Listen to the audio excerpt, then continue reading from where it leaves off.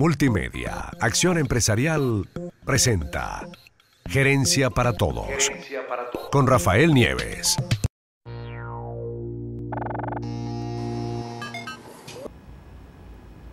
Bienvenue à Gerencia para Todos, en cette opportunité avec Diana Drullers, qui est directrice du Centre d'arbitrage de la Chambre de Caracas et présidente de la Fédération internationale des institutions d'arbitrage commercial.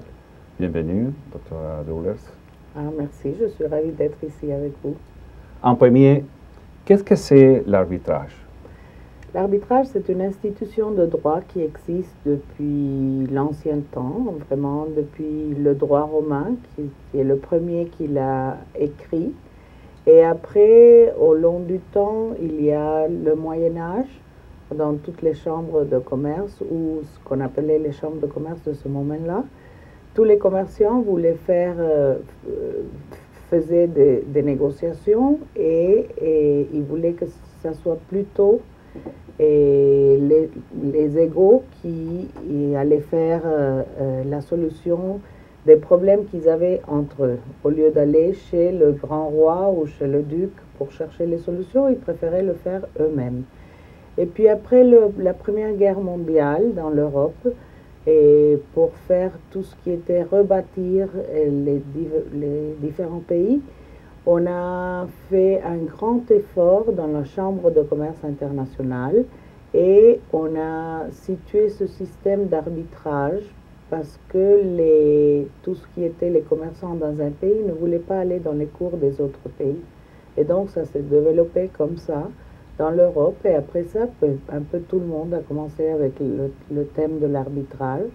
Et surtout, les Nations Unies ont fait dans l'année 58, ce qu'on appelle la Convention de New York, qui est une convention qui fait toute la structure légale de comment doit se faire l'arbitrage. Et après, ils ont fait une loi modèle qui a été adoptée un peu partout dans le monde. Et donc l'arbitrage, c'est surtout un choix de ne pas aller dans la justice qui donne l'État à ses citoyens.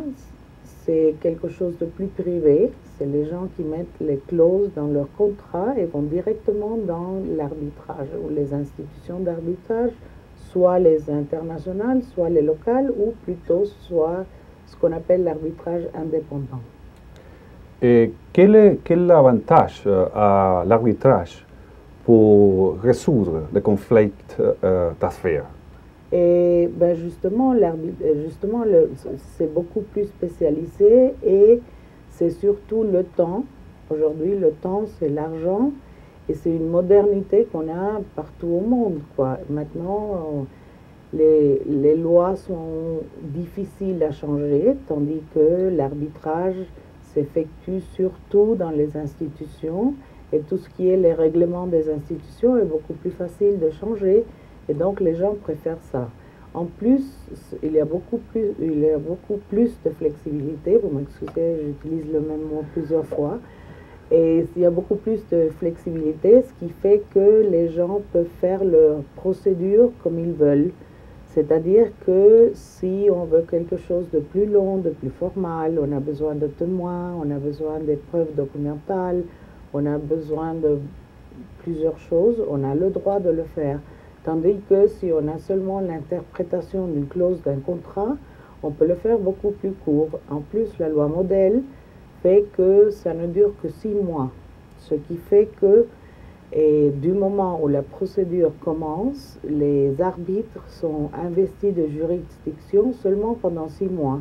Et ils peuvent l'allonger encore 6 mois si la procédure est difficile ou on ne le peut pas faire. Mais ça fait que ça soit beaucoup plus vite que la Cour ou les tribunaux de justice de l'État. Et donc, pour le business aujourd'hui, c'est beaucoup plus, tout ce qui est à faire est beaucoup plus vite et plus moderne. Ici, au Venezuela, le Code de procédure civile date de 1985. Et à ce moment-là, même l'Internet n'existait plus. Tandis que maintenant, on signe un contrat et c'est beaucoup plus en plus. On a que on calculer combien va coûter un cas. Tandis que quand on commence dans la cour, on ne sait jamais combien ça va durer, combien ça va coûter, ce qu'on aura besoin, le temps, et surtout, on trouve que c'est les directeurs financiers des compagnies qui sont assez ils trouvent assez agréable de ne pas avoir l'argent et pendant 10 ans et garder au cas où on aurait une sentence en contre. Tandis que dans l'arbitrage, c'est seulement 1 an. Ça fait une grande différence. Et à cette date, comment s'est développé l'arbitrage? Eh bien, cette date, au Venezuela, on a signé en 1958, la convention de 58, le Venezuela l'a signée en 1995. Ce qui fait qu'à ce moment-là, on a commencé à travailler sur une loi modèle qui a été adoptée en fait en 1997.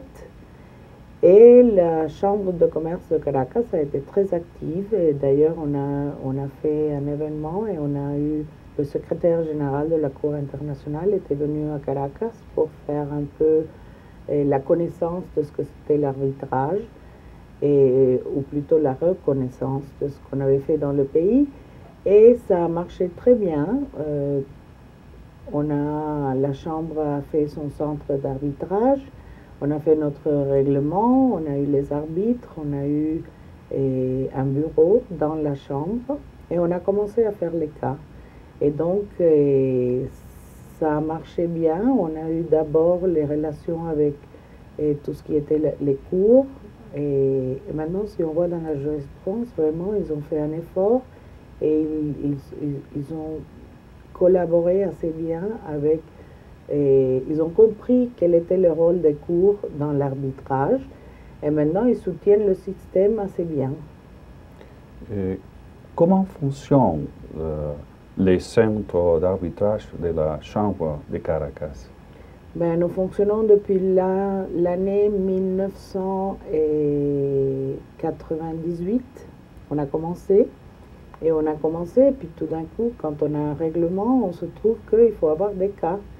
Et donc, pour avoir les cas, il faut absolument que les gens mettent les clauses dans les contrats. Alors, la première chose qu'on a fait, c'était de s'occuper des clauses d'arbitrage et de savoir ce qui devait contenir chaque clause et les contrats qui devaient contenir une clause d'arbitrage. Il faut bien savoir que l'arbitrage est un choix. On n'est pas obligé, au Venezuela, on n'est pas du tout obligé d'aller à l'arbitrage, mais on veut bien, si on trouve que ça peut être plus vite, ça a des avantages, on met la clause dans le contrat.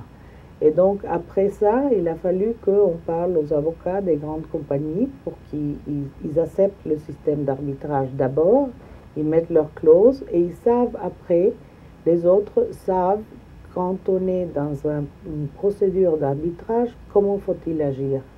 C'est un peu un change de mentalité vis-à-vis ce qu'on faisait dans les cours. Et de là, on a participé, on a changé les règlements. Notre règlement est plutôt basé sur celui de la Cour internationale d'arbitrage, c'est-à-dire il est assez flexible, il est assez international. On le laisse passer beaucoup et tous les 5 ans environ, on se demande est-ce que ça marche bien, ça marche pas bien, et donc on fait des petits changements. Là, juste, on a fait un changement. C'est une procédure qui est assez simple. On a une petite procédure pour les causes qui sont pas très grandes et qui est beaucoup moins, on ne peut pas dire moins cher, mais en tout cas c'est moins d'argent. Et on a la procédure normale qui commence avec une demande d'arbitrage et puis on a une contestation. Et après, à un moment donné, on choisit les arbitres. Et donc, au Venezuela, comme partout au monde, on a soit un arbitre ou 3. Si on a un, c'est les parties qui se mettent d'accord, ou bien le centre qui le nomme. Et si on a 3 arbitres, donc il y a chaque partie qui doit nommer leur arbitre, et c'est les 2 arbitres qui choisissent le président du tribunal. Ce qui fait que c'est un groupe de travail assez aimable puisque c'est eux qui se choisissent et ça marche très bien. Et de là, ça commence, on a l'investiture du tribunal et après on a un document qui est assez intéressant qu'on appelle l'acte de mission. C'est-à-dire c'est un acte qui fait vraiment la coupure avec le reste et qui fait que c'est dans cet acte qu'on a tout ce qu'on a à faire dans la procédure, c'est-à-dire qu'est-ce qu'on a à donner ou à pas donner aux parties, comment vont être les preuves et combien de temps ça va prendre. Et de là, on a une sentence arbitrale qui est le produit de toute la procédure. Et quel rôle a joué les centres d'arbitrage de la Chambre de Caracas dans la formation académique et professionnelle? Eh bien, c'est la Chambre qui a commencé avec le projet de la loi et c'est la Chambre qui a fait tous les premiers événements pour avoir des gens de l'extérieur qui viennent à Caracas pour montrer un peu ce qu'on avait fait dans les autres pays. Et c'est un rôle assez important du point de vue de faire l'entraînement de tout le monde. Parce que c'est vraiment nous qui voyons tous les cas et c'est nous qui voyons toutes les procédures et toutes les parties. Donc, on a vraiment, c'est nous qui avons l'expérience. Et ça, il faut toujours prendre compte que c'est une information très, très importante et pas seulement du point de vue volume, c'est très important par la qualité de l'information que nous avons et par l'expérience, tout ce qui est pratique. Et donc, on fait tout le temps des choses pour les avocats et des choses pour les arbitres. On fait ce qu'on appelle un peu le marché du point de vue qu'on doit apprendre aux gens qu'il y a l'arbitrage, que ça existe au Venezuela, que ça fonctionne au Venezuela et qu'ils peuvent l'utiliser. Et de l'autre côté, du côté académique, on a essayé d'avoir l'arbitrage dans toutes les facultés de droit du pays. Et c'est pas très facile de changer le pensum d'une faculté. Et donc, on l'a comme matière élective presque dans toutes les facultés de droit. Et maintenant, même, il nous aide un peu. Ça fait 8 ans qu'on amène 2 équipes au MUT de Vienne, le William Buist MUT à Vienne. Et c'est un cas d'arbitrage en fiction où les étudiants font depuis la demande d'arbitrage jusqu'à la fin. Et ils ont les audiences et tout. Ils font les documents et après on fait les audiences orales. Et on a reproduit ça ici au Venezuela. Ce qu'on a fait, c'est qu'on a fait un cas local avec la loi locale, avec notre règlement. Ça fait 3 ans qu'on le fait. Il y a 9 universités qui ont participé. Et ça marche très bien. Il y a beaucoup d'enthousiasme. Alors on trouve que, enfin c'est beaucoup de travail, mais on fait beaucoup de choses dans les différents côtés, les différents angles de ce qui est l'arbitrage. Mais voilà. On travaille beaucoup. C'est très bon. Et finalement, quelle activité avez-vous faite avec les organismes internationaux? Du moment où on a commencé ici au Venezuela, la première chose qu'on se dit, il faut aller voir ce qu'ont fait les autres. Et d'abord, on a commencé par aller en Colombie, qui avait fait beaucoup plus d'arbitrage. Et après, on est allé vers les institutions internationales. Finalement, c'est à la Cour, à la Chambre de commerce internationale, on est devenu le comité national. Et donc, on a une relation assez proche avec eux. Et aussi, on a signé avec beaucoup d'autres institutions. J'ai été pendant 2 semaines en parlant avec les gens qui font marcher le American Arbitration Association, parce que c'est une grande machinerie qui a tout ce qu'il y a pour faire pas seulement ce qui est la partie d'administrer les cas, mais surtout tout ce qui est merchandising. C'est comme une grande entreprise américaine et ça marche très bien. Et donc, on a appris de beaucoup d'eux et on a trouvé qu'il y a la banque et la IADB, Inter-American Development Bank, je ne sais plus comment on le dit en français. En français. Mais en fait, c'est eux qui font le financement de beaucoup d'institutions. Et on a fait un projet avec eux, et d'ailleurs comme 8 autres institutions de l'Amérique latine. Et ça nous a permis d'aller dans beaucoup d'autres institutions internationales. Et on a signé des contrats de collaboration, des contrats pour échanger des informations. Et on est devenu aussi le comité national de la Commission interaméricaine d'arbitrage commercial qui vient de la Convention de Panama. Et ça nous fait travailler beaucoup avec les pays qui sont membres de l'Organisation des États américains. Et en plus, la Fédération internationale des institutions d'arbitrage commercial qui existe depuis l'année 1985, donc c'est beaucoup plus vieux que nous.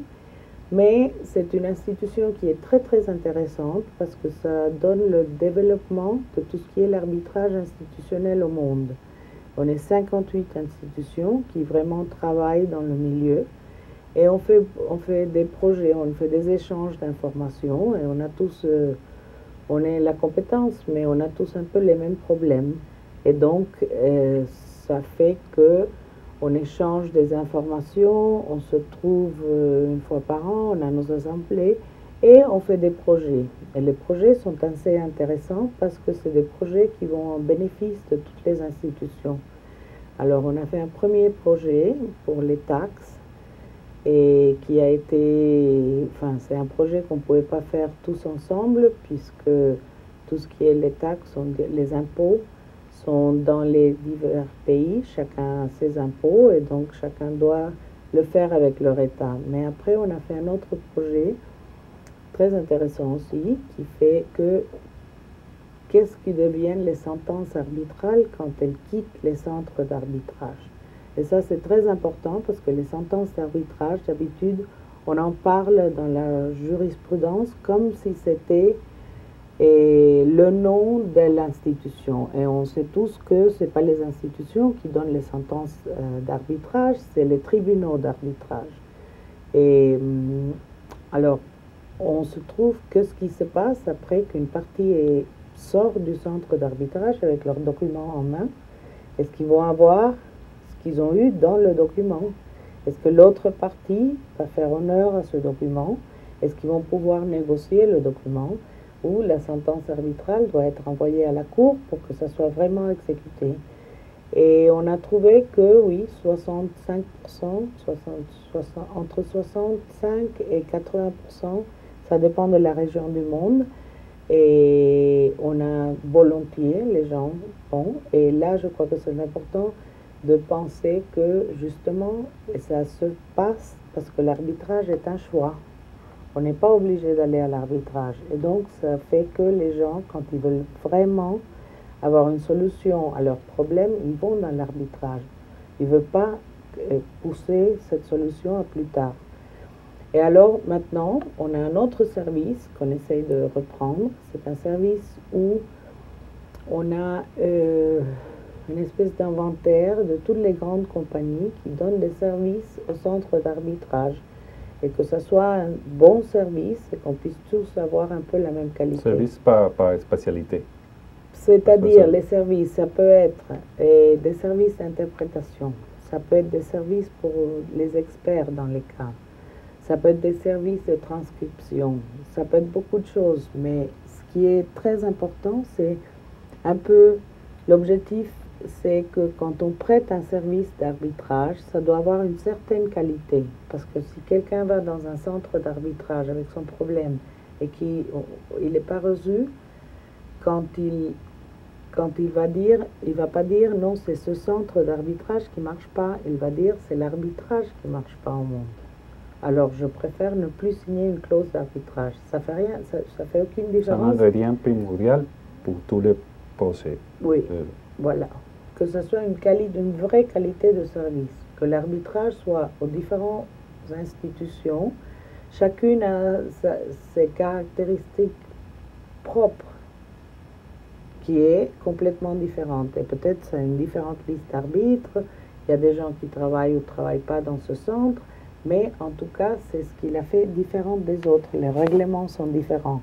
Mais la qualité du service doit être toute la même, très bonne qualité. Excellent. Madame Druller, nous sommes très heureux de cette interview et merci pour Non, plutôt, être avec nous. plutôt c'est moi qui vous remercie. J'espère à bientôt. Merci.